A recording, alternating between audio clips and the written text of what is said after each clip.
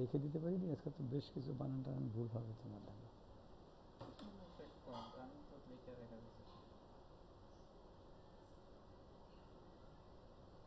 Nazia polymer হুম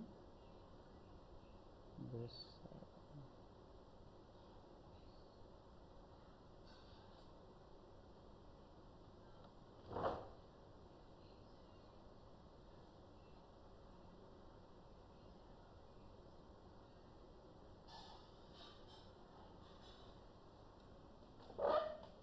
কত আসছে দেখো তো কয়জন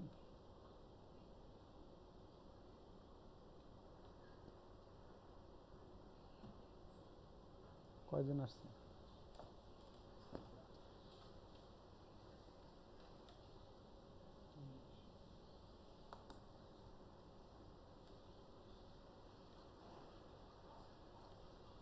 hello everybody today I like to welcome you all to the today's session is on diseases of the breast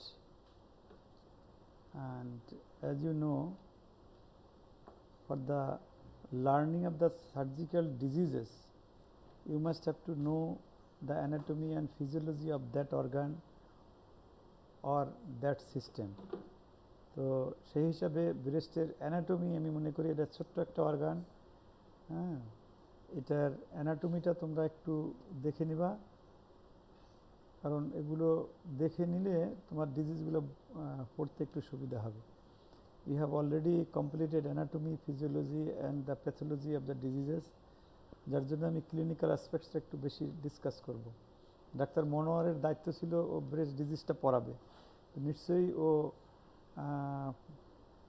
complete পড়ে দিছে ডিজিজগুলো তারপরও আমি একটা ওভারভিউ তোমাদের 3 দিনের 3টা লেকচারে এটা শেষ করে দেব কারণ দীর্ঘদিন ধরে আমি এই ব্রেস্ট ডিজিজটা পড়াইতাম আর তাছাড়া তোমরা জানো from 2004 I was related to international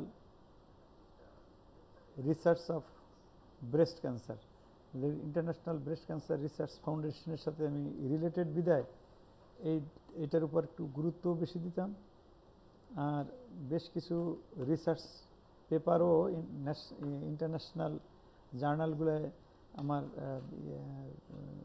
publish হয়েছে সেদিক থেকে আমি একটা ইন্টারন্যাশনাল বড় একটা ফোরামের সাথেও জড়িত আর প্রতি বছরই ব্রেস্ট ডিজিজের উপর আমি 5th ইয়ার স্টুডেন্টদের একটা প্রতিযোগিতামূলক পরীক্ষা নিই এবং এটা একটা অন্যরকম পরীক্ষা এমসিকিউ নেই এবং এদের ভিতর থেকে আগে 3 জনকে আমরা সার্টিফিকেট দিতাম ক্রেশ দিতাম এবং কিছু মনিটরিয়াল স্টাইফেন্ড দিতাম এখন সেটা একটু অন্যভাবে গেছে আমরা এখন 10 জন স্টুডেন্টকে আমরা এটা দিয়ে থাকি যদিও এই করোনা মহামারীতে আমাদের এই জিনিসটার উপর একটু নেগেটিভ ইম্প্যাক্ট ফেলছে তবুও আমরা সময় যখন পাবো আমরা এটার উপর একটা প্রতিযোগিতামূলক পরীক্ষা 50 মার্কের এমসিকিউ পরীক্ষা নিব নেগেটিভ মার্কিং সিস্টেমে এবং এখানে আমরা 10 জনকে সিলেক্ট করে এটার উপর একটা তোমার ক্রেস্ট এবং সার্টিফিকেট দেব তো সেটা তো আছে সামনে সেই জন্য তোমরা একটু প্রস্তুত থাকবা আর আমি ব্রেস্ট ডিজিজের উপর ওভারঅল একটা ডিসকাশন তোমাদেরকে করে দেব তো let us start with the breast diseases as you know in every organ there is some congenital anomalies ঠিক সেই রকম ব্রেস্টেও কিছু কনজেনিটাল অ্যানোমেলিস আছে দ্য কনজেনিটাল অ্যানোমেলিস জানতে হলে তোমাদের অবশ্যই you must have two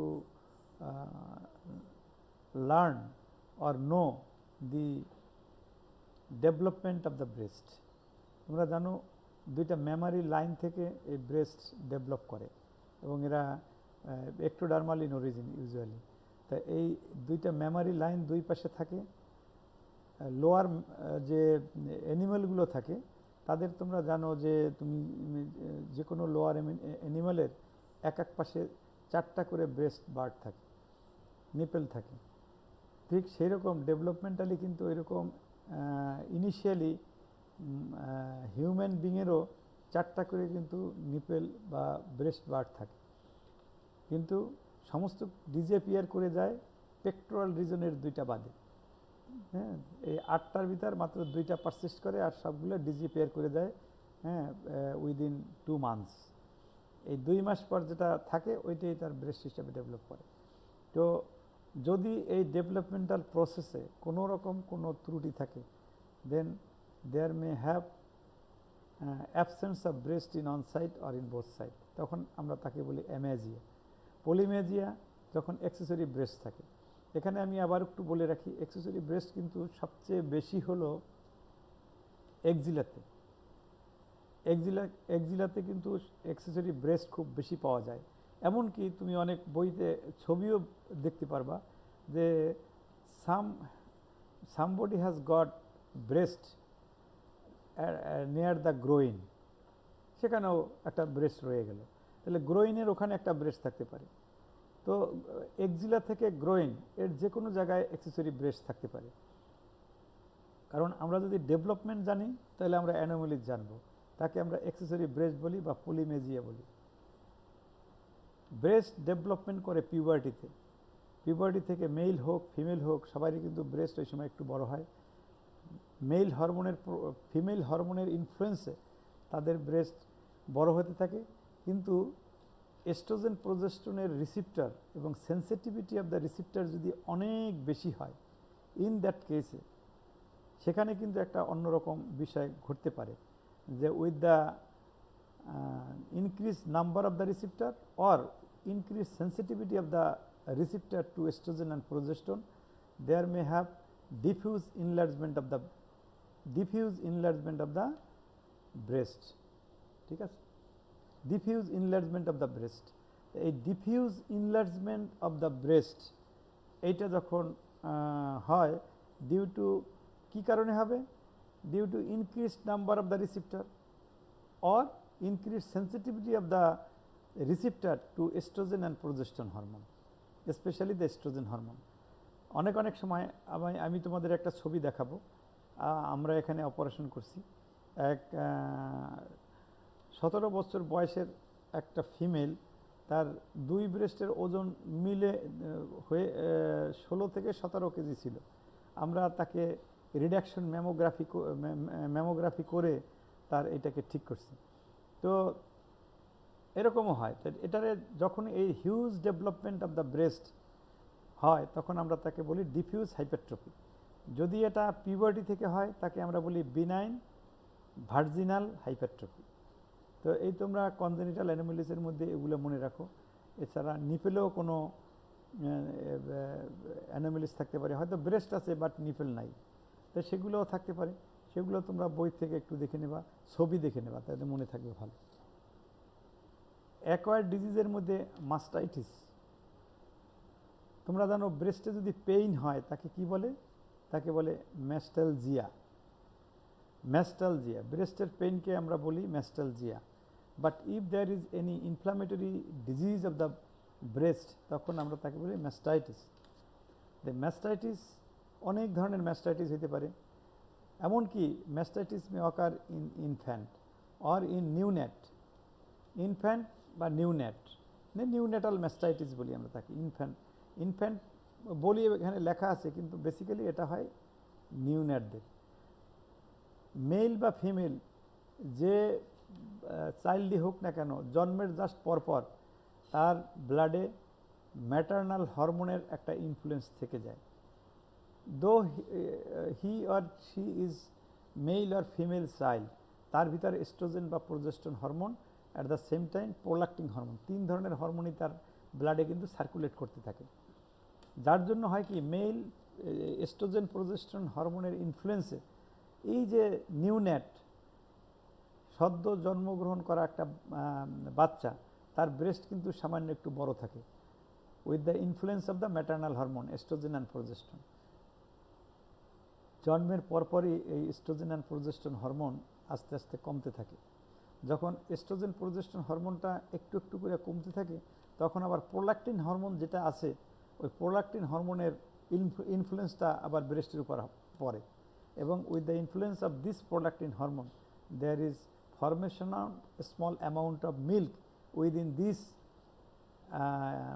neonate. 4-5 বছর 4-5 দিনের বয়সের এই বাচ্চাটার ব্রেস্টের ভিতরে তখন মিল্ক তৈরি হয়। তো মিল্ক তৈরি হইলে এটা যে গ্রাম বা আমাদের দেশের বা যে কোনো দেশেরই এই একটু বয়সী লোকদের একটু এটার প্রতি অ্যাটেনশন ডেভেলপ করে এবং তারা করে কি ব্রেস্টটাকে একটু চাপ দিয়ে এই মিল্কটুক বের করে দিতে চায়। বেসিক্যালি এটা একটা ফিজিওলজিক্যাল প্রসেস, এটা বের করতে হবে না, এটা আস্তে আস্তে চলে যাবে। তো এই যে মিল্ক যেটা তৈরি হয় এটাকে বলা হয় হুইস মিল্ক। এটাকে আমরা কি বলবো? হুইস মিল্ক। এই জন্য নিউনেটদের ব্রেস্টে যে মিল্কটা তৈরি হয় তাকে বলে হুইস মিল্ক। গ্রামে এই হুইস শব্দটার অর্থ তোমরা জানো ভূত। অনেকে কারণ এটার ব্যাখ্যা জানতো না আগে, সেজন্য এটাকে বলতো যে একটা ভুতুরে ব্যাপার। কেন বাচ্চার বুকের ভিতরে এরকম দুধ আসলো? ভূতের ব্যাপার বিদায় অনেক আগ থেকে এটার প্রচলন হয়ে আসছে, এটার জন্য হুইস মিল্ক বলে। But with the development of the medical science and development of the explanation, as we know, it is due to influence of the maternal hormone.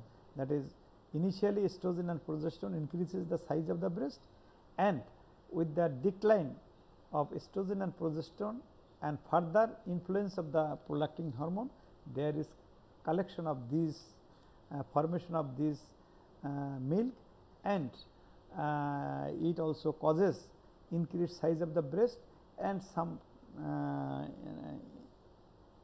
mild degree of inflammatory conditions, যার জন্য এটা কিন্তু বাচ্চাকে একটু কষ্টও দেয়, যেহেতু একটু বড় হয়, হঠাৎ করে একটু টেন্স হয় ব্রেস্ট, যার জন্য সে ব্যথা অনুভব করে, একটু চাপ লাগলে সে ব্যথা পায়। এই জন্য এই মা এবং আশেপাশের লোকজনের একটু অ্যাটেনশন এটার দিকে যায়। তো যাই হোক, you should know how there is development of the neonatal mastitis or infantile mastitis. এরপর পিউবার্টাল মাস্টাইটিস। পিউবার্টিতে অবশ্যই তোমরা জানো এস্ট্রোজেন প্রোজেস্টেরন হরমোন এটার ইনফ্লুয়েন্স শুরু হয়। Initially with the first development of the initial development of the ব্রেস্টের কিন্তু পেইন হয়। এটা মেইলেরও হয়, ফিমেলেরও হয়। এই মাস্টাইটিস কিন্তু মেল ফিমেল দুই গ্রুপেরই হয়। এই অনেকে এটা নজরে আসে, কেউ নজরে আসে না। তো এই জন্য আমরা এটাকে বলি পিউবার্টাল মাস্টাইটিস। এটা আস্তে আস্তে অ্যাডজাস্ট হয়ে যায়, আর with the female with the development of the breast এটা আর তার এই মাস্টাইটিসের ব্যাপারটা আর তখন আর থাকে না।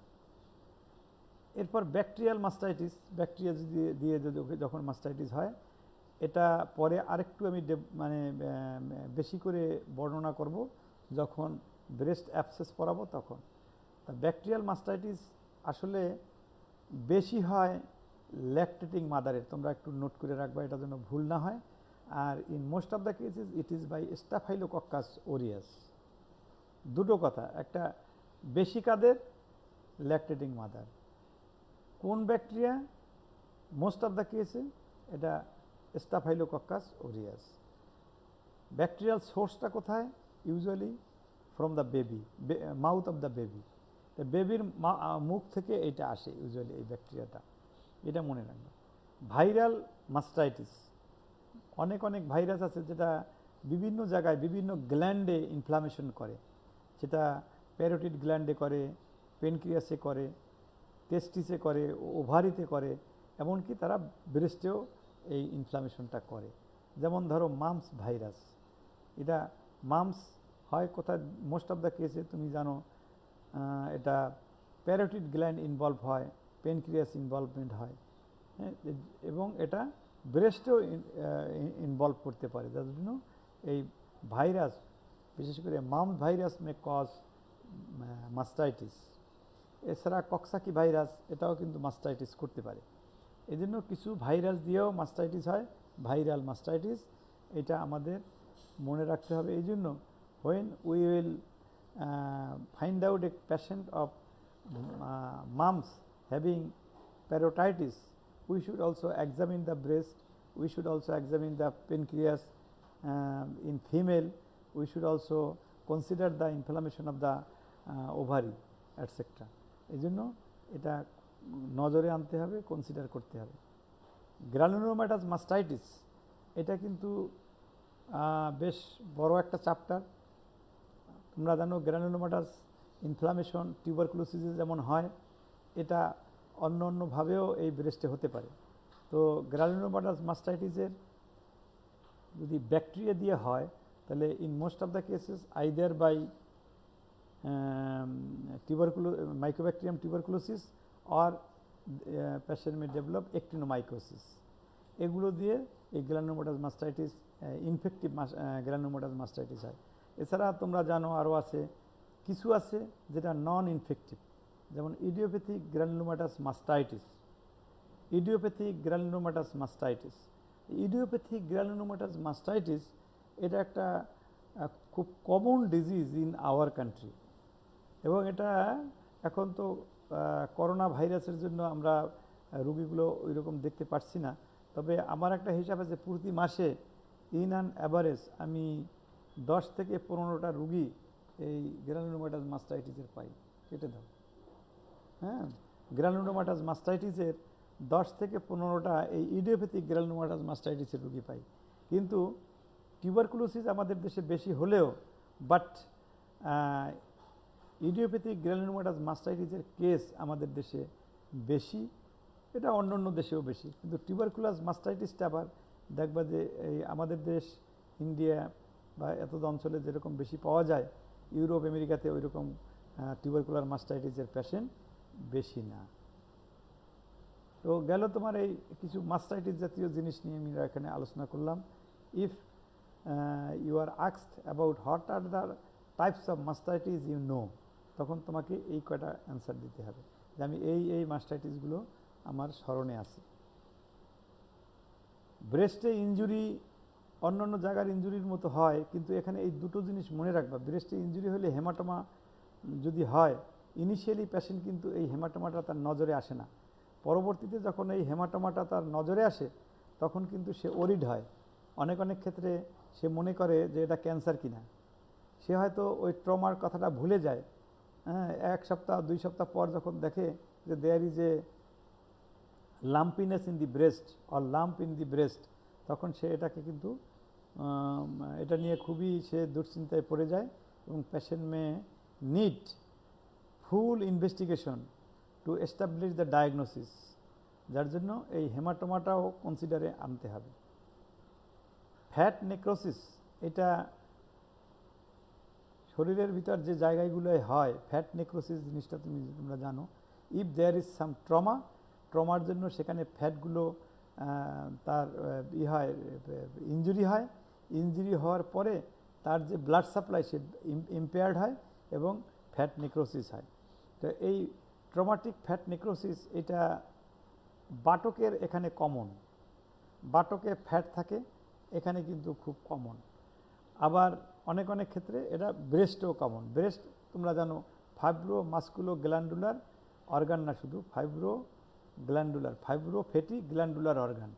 তাহলে এই ফাইব্রোফ্যাটি গ্ল্যান্ডুলার অর্গানের জন্য এখানে ফ্যাট অন্য অর্গানের চেয়ে অনেক বেশি, যার জন্য if there is some trauma, blunt trauma may cause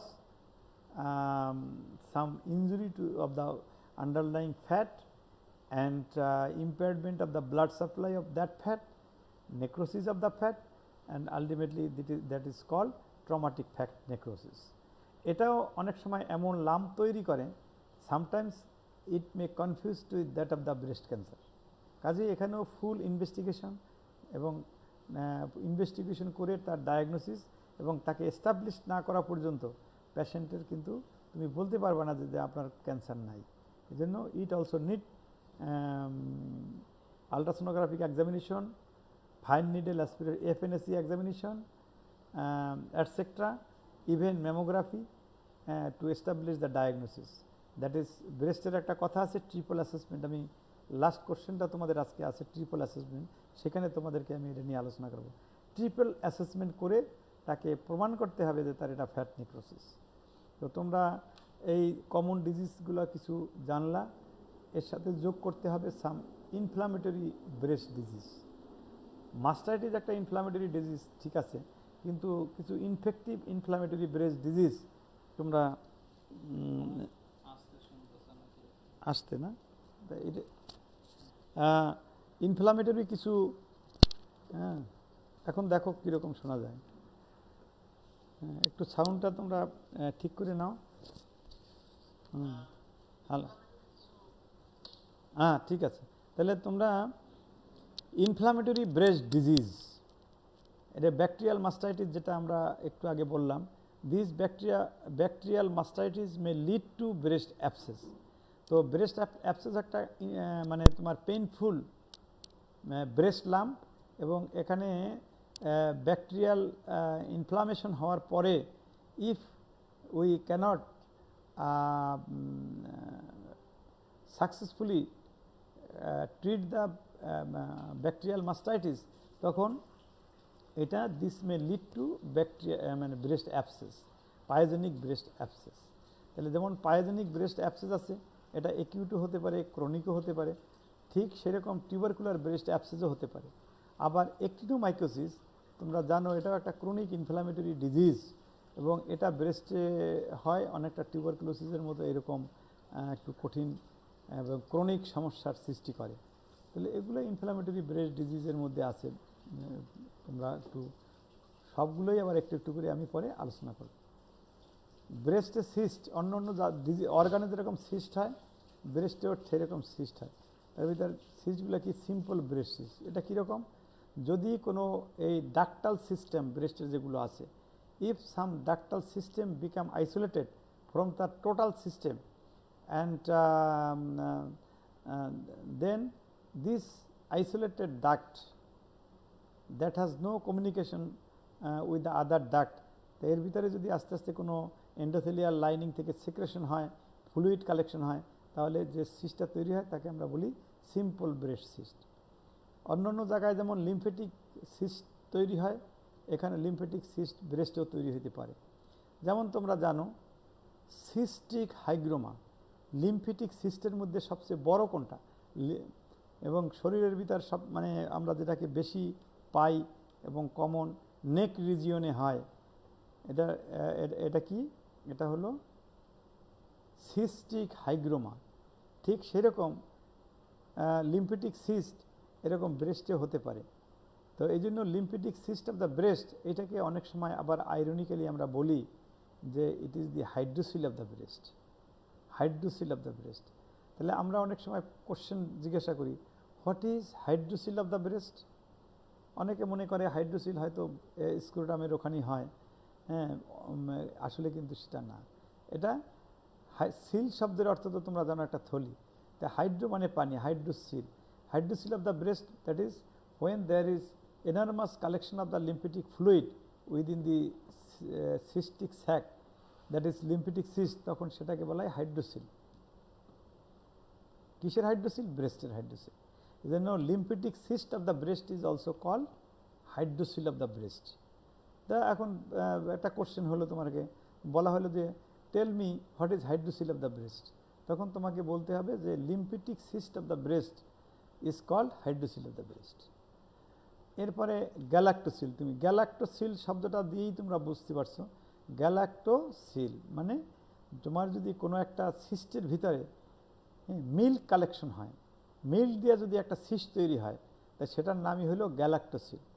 তাহলে এই সিস্টটায় মিল্ক দিয়ে মানে কালেকশন হলো, তাহলে কোন সময় হয়? ইউজুয়ালি এটা ল্যাকটেটিং পিরিয়ডে এই সিস্টগুলো হয়। আমরা যত গ্যালাক্টোসিল পাই, in most of the cases it is at the period of lactation, that is a sac containing milk, তাহলে সেটাকে আমরা বলি গ্যালাক্টোসিল। তো এটারও এরকম গ্যালাক্টোসিলটা একটু কিছুটা ডিসক্রিপশনের প্রয়োজন আছে।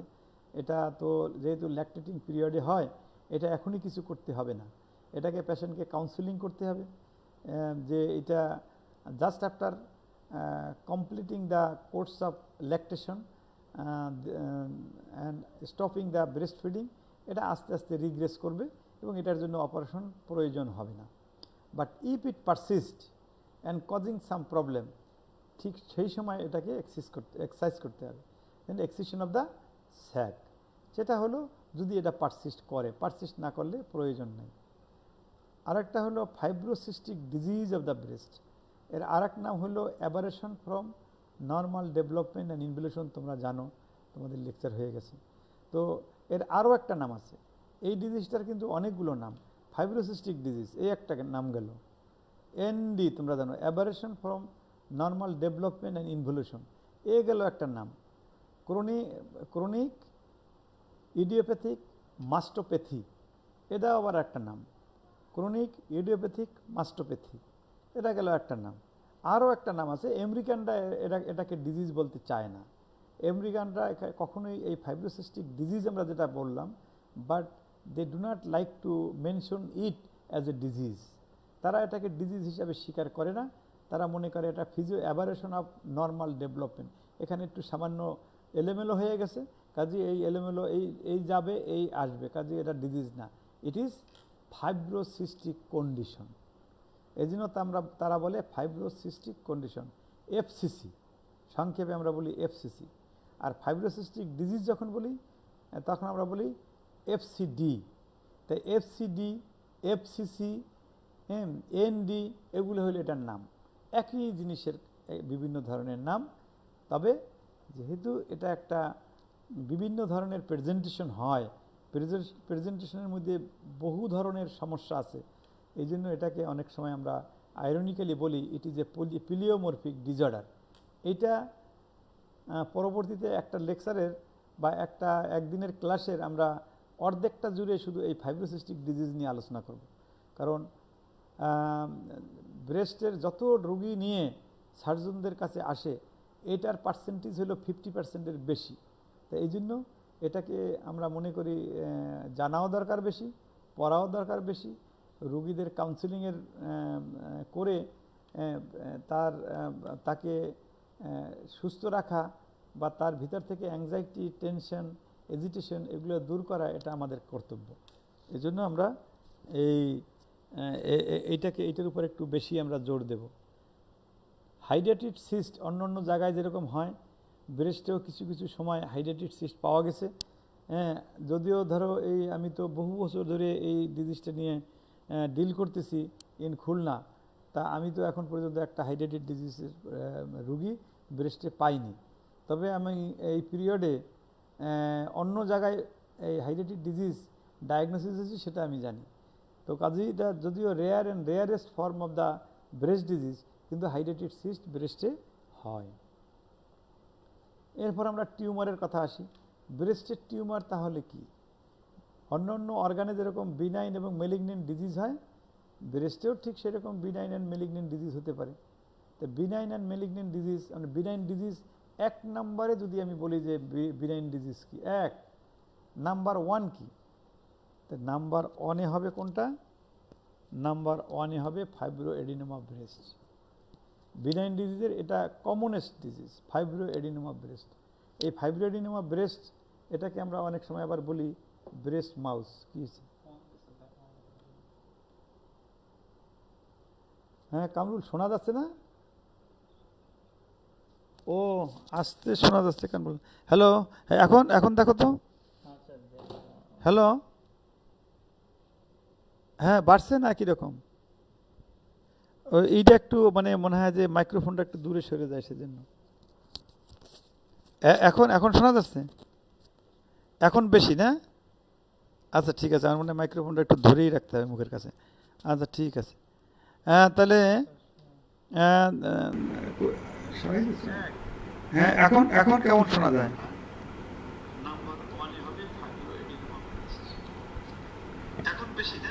হ্যালো হ্যালো হ্যালো, মাইক্রোফোন খুলে রাখলাম তাই এখন এটা মাইক্রোফোন আমি খুলে রাখলাম, তাহলে দেখি এখন কি।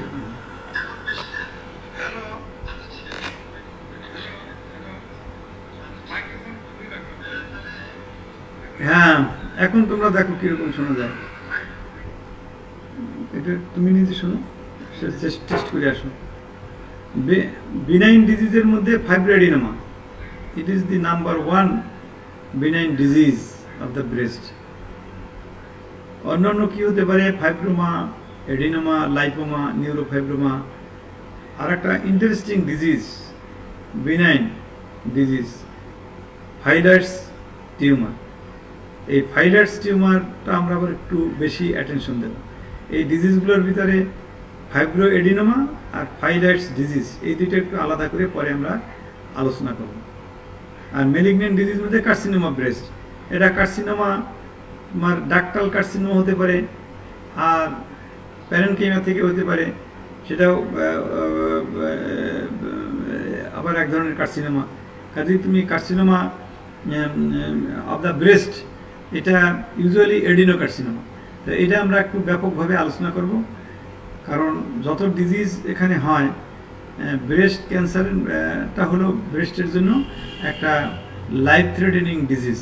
আর অন্যান্য যত রোগী হোক না কেন, সব ডিজিজই আলটিমেটলি এক সময় না এক সময় ভালো হয়ে যায়, তার একটা চিকিৎসা আছে, সেটা প্রায় নিয়ার অ্যাবাউট 100% কিওর রেট। কিন্তু কার্সিনোমা ব্রেস্টের একটা বড় সংখ্যার মানুষ এই ডিজিজে মারা যায়। তাহলে আমরা ইকো হচ্ছে আর কি, ইকোর জন্য এরকম হচ্ছে।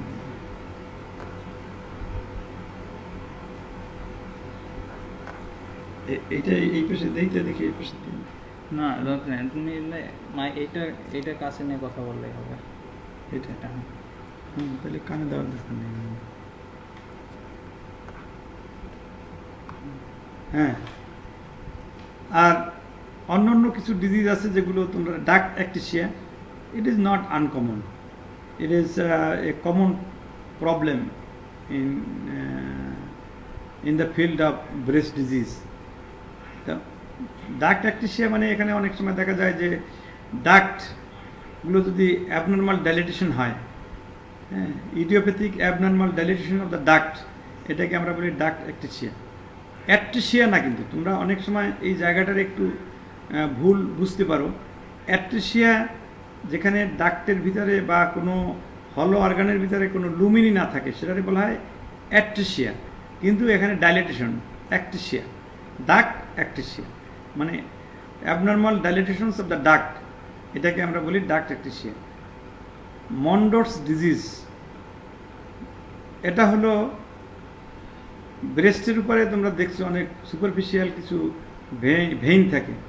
এই সুপারফিশিয়াল ভেইনগুলি যদি ভেনের ভিতরে যদি থ্রম্বোসিস হয়, থ্রম্বোফ্লেবাইটিস হয়, তাহলে সেটাকে আমরা বলি মন্ডোর্স ডিজিজ।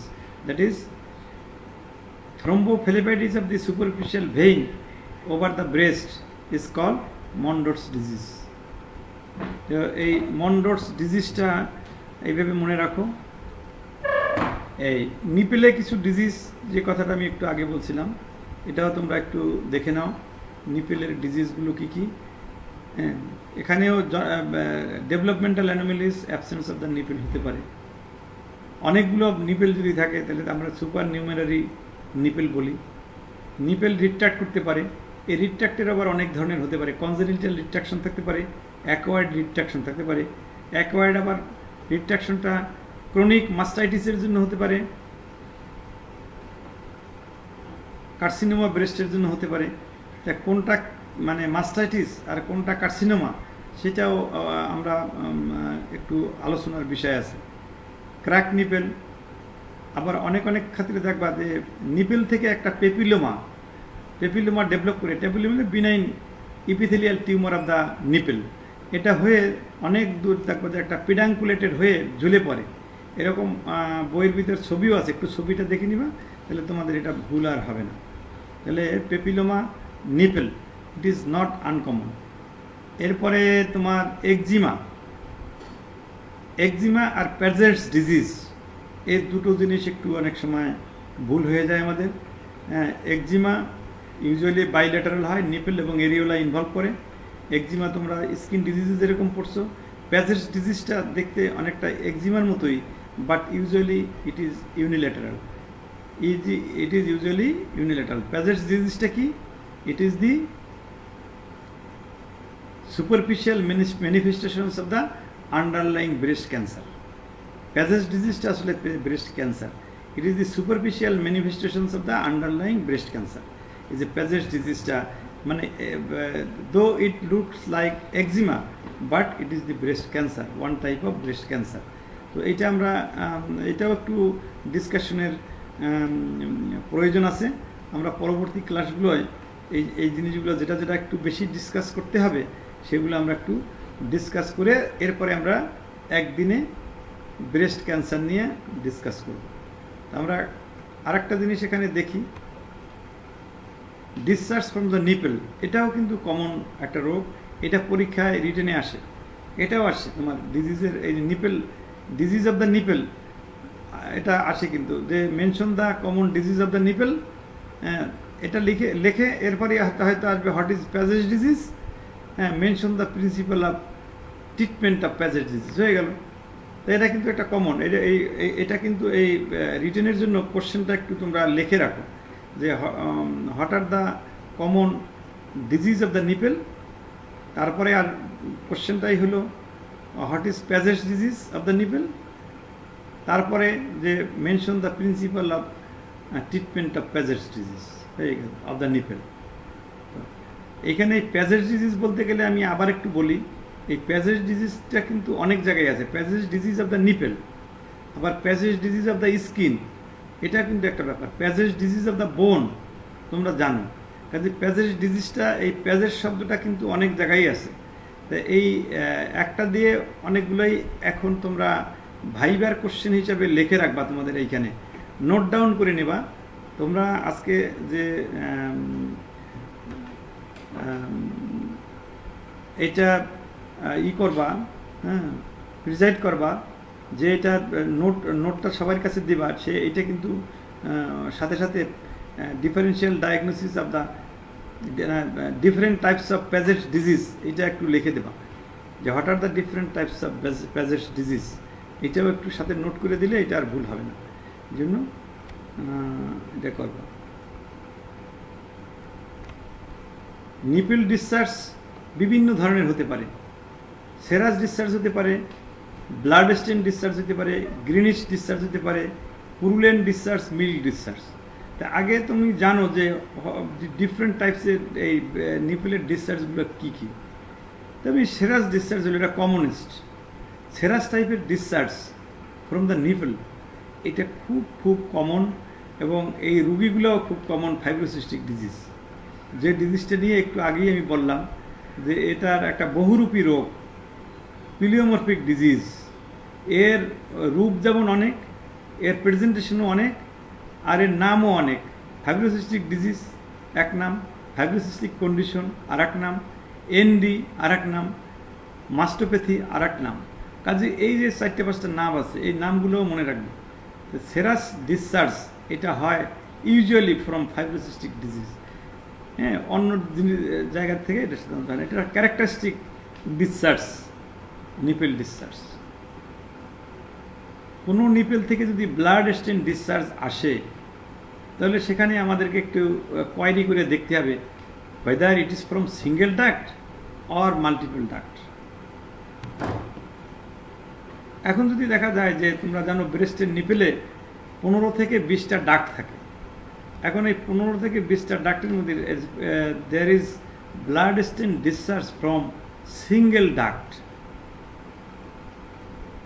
এই সিঙ্গেল ডাক্ট থেকে যে ব্লাড স্টেন ডিসচার্জ যখন হবে, you should consider it as an underlying duct papilloma. তখন তোমাকে ধরে নিতে হবে it is underlying duct papilloma. পরীক্ষায় আমরা মানে রিটেনে কোশ্চেন আসে, a 45 years female presenting with a blood stain discharge from single duct, what is the underlying cause. তুমি লিখবা underlying cause duct papilloma. What are the diagnostic investigations. Diagnostic investigation এখানে আসলে ultrasonogram, সেটা করে দেখতে হয় যে পেপিলোমাটা দেখা যায় কিনা। তারপর ম্যামোগ্রাফি, এটার সাথে যোগ হইতে পারে, তাহলে এটা হলো ইনভেস্টিগেশন। তারপরে তুমি এর ডায়াগনোসিস হইল duct papilloma, what is the treatment.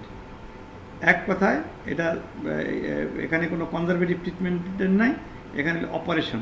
Key operation করবা, যে এখানে মাইক্রোডোকেক্টমি, অর্থাৎ যে ডাক্টটায় এই ডাক্ট পেপিলোমাটা আছে, এই ডাক্টটা আমরা ফেলে দেব। ডাক্ট আমরা এই ডাক্টটাকে, শুধু এই ডাক্টটাকে আমরা ফেলে দেব একটা পেরি এরিওলার ইনসিশন দিয়ে। আমরা আগে ডাকটাকে ক্যানুলেটেড করব, ওই নির্দিষ্ট ডাকটাকে আগে আইডেন্টিফাই করব, তার ভিতরে একটা ছোট্ট ক্যানুলা ঢুকাবো, ঢুকায়ে পেরিএরিওলার ইনসিশন দিয়ে তারপরে এটাকে আমরা এক্সারসাইজ করব।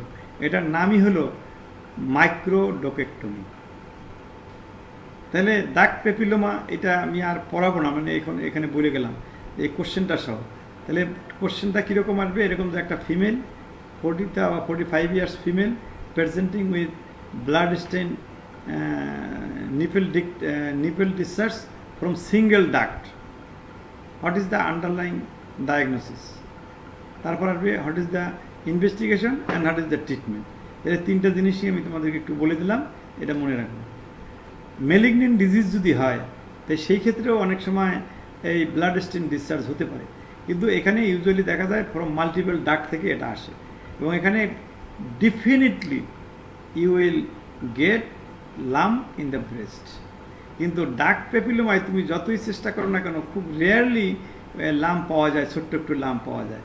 কিন্তু কার্সিনোমা ব্রেস্টে তুমি ডেফিনেটলি তুমি মানে অন পালপেশন একটা ডাক পাবা, লাম্প পাবা, আর পেপিলোমায় নাও পেতে পারো। তো এখানেও কনসিডার করতে হবে, ডায়াগনোসিস এস্টাবলিশ করতে হবে, তারপরে অ্যাকর্ডিংলি চিকিৎসা করতে হবে। এটা আর আমরা বেশি কিছু বললাম না, এটা পরবর্তীতে অনেক পড়া আছে। গ্রেনিশ বা ইউলিশ ডিসচার্জ যদি হয় সেখানে ডাক্ট অ্যাক্টিসিয়া হওয়ার সম্ভাবনা বেশি, that is enormous dilatation of the duct, সেরকম হওয়ার সম্ভাবনা বেশি। কিন্তু যদি দেখা যায় মাল্টিপল ডাক্ট থেকে অল্প অল্প গ্রিনিশ ডিসচার্জ আছে, তাহলে সেখানে ফাইব্রোসিস্টিক ডিজিজেও মাঝে মধ্যে এই গ্রিনিশ বা ইউলিশ ডিসচার্জ আসে। তো সেই জন্য এটাও মনে রাখতে হবে যে ইউলিশ আর গ্রিনিশ ডিসচার্জ আসলে যে শুধু ডাক্ট অ্যাক্টিসিয়া তা না, এটা হলো 1 নম্বর ডায়াগনোসিস। 2 নম্বরে ফাইব্রোসিস্টিক ডিজিজও হলে হতে পারে। পুরুলেন্ট তো অবশ্যই ইনফেকশন, পুজ বের হচ্ছে, তাহলে নিশ্চয়ই আন্ডারলাইং একটা ইনফেকশন আছে, অ্যাবসেস আছে, অথবা কোনো ডাক্টের ভিতরে কোনো ইনফেকশন আছে। মিল্ক ডিসচার্জ হবে কখন, ল্যাকটেটিং যদি হয়। দেখা গেল একটা বাচ্চার দুধ খেত, এখন বাচ্চার বয়স 3.5 বছর হয়ে গেছে, এখনও বাচ্চা তার মায়ের দুধ খেতে চায়, তাহলে এদের তো নিপেল থেকে তো অবশ্যই মিল্ক ডিসচার্জ হতে পারে, এই যে ল্যাকটেশনাল ডিসচার্জ। তো এটাকে তুমি মিল্ক সাপ্রেসার দিয়ে যদি সাপ্রেস না করো ততক্ষণ পর্যন্ত তার ওই মিল্ক আসতেই থাকবে। এই জন্য we should give the inhibitory drugs, কি প্রোলাক্টিং ইনহিবিটরি ড্রাগস, এটা আমরা দেবো। এই প্রোলাক্টিং ইনহিবিশন হয়ে যাবে, যে মিল্ক তৈরি হবে না, পেশেন্টের সেরকম পাওয়া যাবে। তো সেরকম ড্রাগ তো তোমরা জানো নিশ্চয়ই, সেটা দিয়ে আমরা এটা ট্রিটমেন্ট করি। আর কিছু কিছু ক্ষেত্রে হরমোনাল ইনফ্লুয়েন্সে হয়, অনেক মানুষের তোমরা পিটুইটারি হরমোন, এই প্রোলাক্টিন হরমোন সেক্রেটিং টিউমার যদি হয়, হ্যাঁ, পিটুইটারি গ্ল্যান্ড থেকে যদি এটা বের হয়ে আসে, তখন দেখা যায় যে তার এই মিল্ক ডিসচার্জ হতে পারে। তো এটা হলো যে মিল্ক ডিসচার্জের একটা কাজী। নিপল ডিসচার্জ বলতে তোমার serous discharge, blood stain discharge, greenish বা yellowish discharge, purulent discharge, milk discharge, এই ডিসচার্জগুলো কিন্তু মনে রাখবে। কাজে নিপল থেকে ডিসচার্জ পরীক্ষা আসলে এরকম যে কোনোভাবেই এটা আসতে পারে। আবার এরকম আসতে পারে mention the causes of nipple discharge, তাহলে তুমি এই সবগুলো ডিসচার্জ লিখবা, কারণগুলো লিখবা। কাজে এরকম যেভাবেই দেখ না কেন তুমি জানা থাকলে অ্যান্সার দিতে পারবা। আমরা পরের একটা কোশ্চেন দেখো, এখানে তোমাদের জন্য দেওয়া হয়েছে। পরের এই কোশ্চেনটা, এটা আগের কোশ্চেনই, কিন্তু আমরা একটা পরে প্রেজেন্ট করলাম এখানে। What is triple assessment, mention its predictive value. Triple মানে 3 অ্যাসেসমেন্ট। তাহলে এই ট্রিপল অ্যাসেসমেন্ট দিয়ে আমরা কি বলি, যে কোনো একটা পেশেন্ট ব্রেস্ট লাম্প নিয়ে যদি আসে, তো এই ধরনের পেশেন্টের যদি আমরা এই ট্রিপল অ্যাসেসমেন্ট করি, triple assessment that includes clinical assessment, imaging study হবে, ইনক্লুডস লেখা আছে, ইমেজিং স্টাডি আর প্যাথোলজিক্যাল স্টাডি। এই 3 ধরনের স্টাডি দিয়ে আমরা এর একটা বেশ ভালো রেজাল্ট পেতে পারি, একটা ভালো প্রেডিক্টিভ ভ্যালু পেতে পারি। তাই এখন এই 3 ধরনের মধ্যে ক্লিনিক্যাল অ্যাসেসমেন্ট মিনস হিস্ট্রি নেব এবং মেটিকুলাস ফিজিক্যাল এক্সামিনেশন করব, করে যে একটা ফাইন্ডিংস পাইলাম তা থেকে আমাদের মনের ভিতরে আসবে যে এইটা হতে পারে। এরপরে আমরা একটা আলট্রাসোনোগ্রাম করব। আলট্রাসোনোগ্রাম অফ দ্য ব্রেস্ট, এই যে ভুল আছে লেখা একটু, আমি একটু ভুল হয়ে গেছে। হ্যাঁ, যে কৌশিকের দিকে আসো তো, যে আলট্রাসোনোগ্রাম অফ ব্রেস্ট, আলট্রাসোনোগ্রাম আর ম্যামোগ্রাফি দুইটা আলাদা লিখবো, তুমি একসাথে লিখে ফেলছো। আলট্রাসোনোগ্রাম অথবা ম্যামোগ্রাফি। আলট্রাসোনোগ্রাম এটা একটা ইমেজিং স্টাডি, আর ম্যামোগ্রাফি এটা হলো এক্স রে ম্যামোগ্রাফি, আর আলট্রাসোনোগ্রাম হলো সনো ম্যামোগ্রাফি। এই ম্যামোগ্রাফি দুটোই কিন্তু, আমরা যদি ম্যামোগ্রাফি বলি, যে আলট্রাসোনোগ্রাম যদি করি, এটাও একটা ইমেজিং স্টাডি, কিন্তু এটারে বলা হয় সনো ম্যামোগ্রাফি। আর যদি আমি ব্রেস্টের এক্স রে করি, ব্রেস্টের যদি এক্স রে করি, it is a soft tissue mass, এখানে যদি আমরা এক্স রে করি, এটার নাম হলো এক্স রে ম্যামোগ্রাফি। কিন্তু প্র্যাকটিক্যালি আমরা আলট্রাসোনোগ্রামটা বলতে একটু ভিন্ন বুঝি, আর যখন ম্যামোগ্রাফি বলি তখন এটাকে আর যে এক্স রে ম্যামোগ্রাফি এটা আর বলি না, এক্সরেটা আর বলি না। ম্যামোগ্রাফি বলতে বোঝায় যে আমি ব্রেস্টের একটা আলট্রাসোনোগ্রাম করলাম। তাহলে এই ম্যামোগ্রাফি, ব্রেস্টের যে এক্স রে, এটা কিন্তু একটু অন্য অন্য জায়গার এক্স রে একটু আলাদা। এই জন্য ম্যামোগ্রাফিটা একটু তোমরা আলাদা বই থেকে একটু দেখে নেবা, দেখবা যে এখানে কিছু পিকুলিয়ারিটিস আছে। এখানে আমরা low voltage high ampere use করি, ব্রেস্টটাকে কীভাবে প্লেস করি, ম্যামোগ্রাফি করার আগে কী কী সতর্কতা অবলম্বন করি, এই জিনিসগুলো কিন্তু জানতে হবে। ম্যামোগ্রাফি রুগীদের সবসময় করা যাবে না, রুগীদের করতে গেলে কিছু প্রিকশন আছে। এই জন্য mammography it is X ray of the breast. তো এই X ray of the breast আমরা যখন করব, তখন কিছু নিয়মকানুন মেনে তখন করব। তাহলে এখানে দুইটা জিনিস লেখো, ইমেজিং স্টাডির ক্ষেত্রে লেখবা আলট্রাসোনোগ্রাম অফ ব্রেস্ট, আর ওই অফটা ওখানে কেটে দিয়ে ওখানে mammography, that is X ray mammography of the breast. এই দুটো হলো ইমেজিং স্টাডি। আর এখানে লেখো ইনক্লুশন ইমেজিং স্টাডি লেখো। এরপরে হলো প্যাথোলজিক্যাল স্টাডি। প্যাথোলজিক্যালের মধ্যে আছে, তোমরা জানো, এফএনএসি, অথবা আমরা করি ট্রু কাট নিডল বায়োপসি।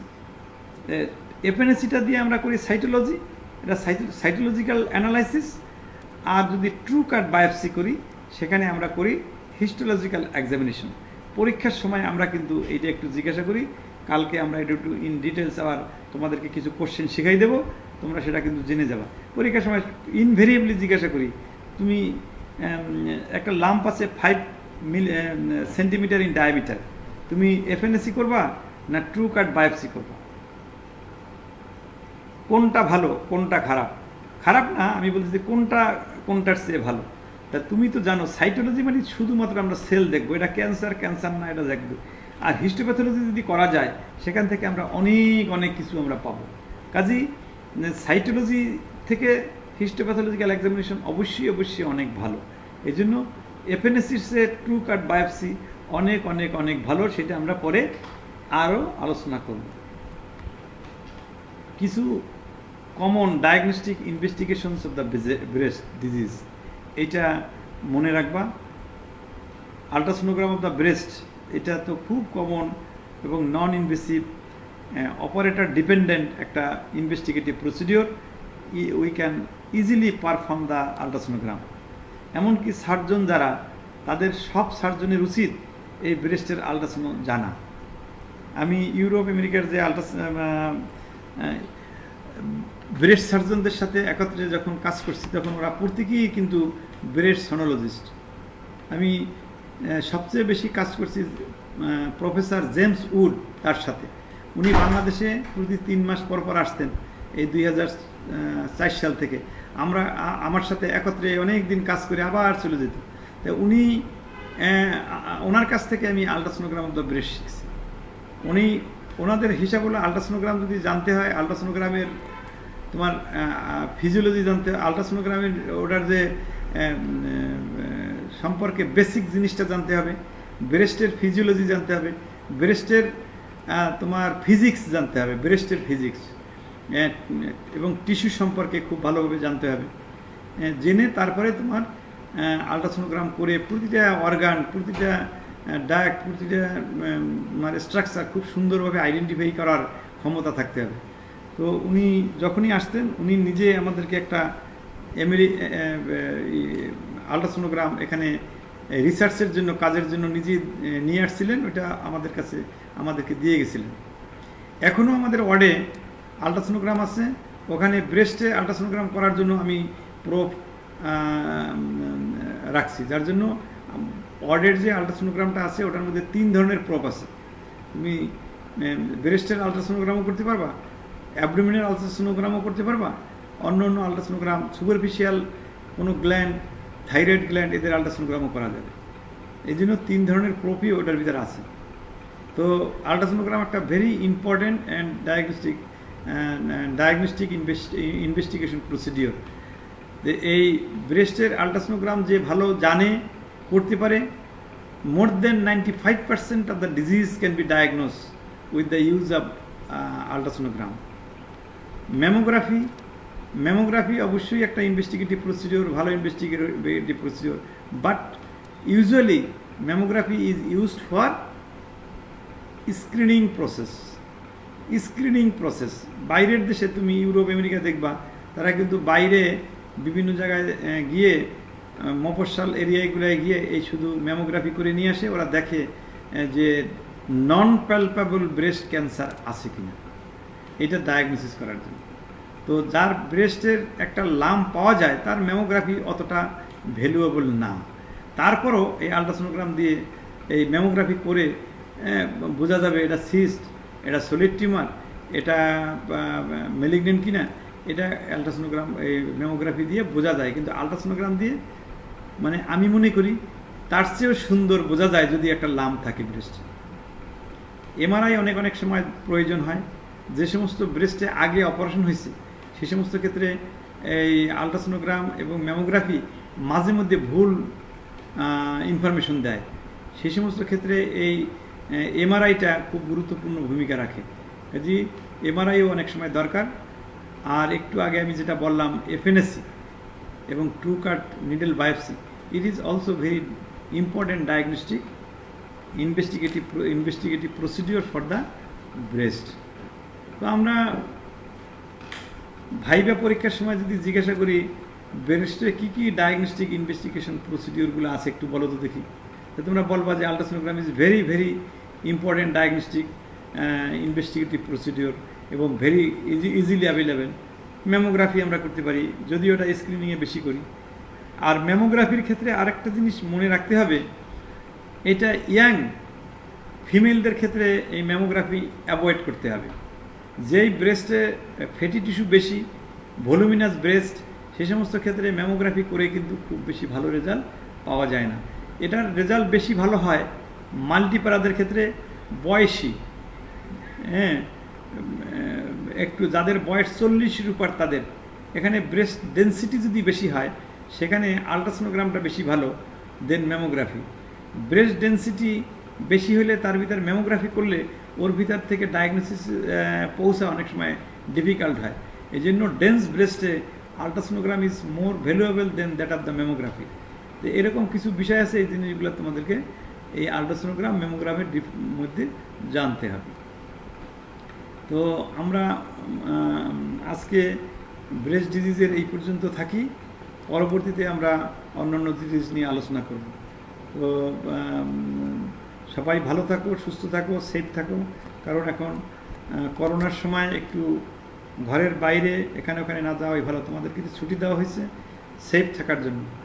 তো সবাইকে ধন্যবাদ। পরবর্তী ক্লাসে এই ব্রেস্টের উপরেই আলোচনা করব একদিন পর, মাঝখানে একদিন বাদ দেবো, পরের দিন ক্লাস নেব। সবাইকে ধন্যবাদ। পরের দিকে সাউন্ড ঠিক আছে না, এটাই পাশ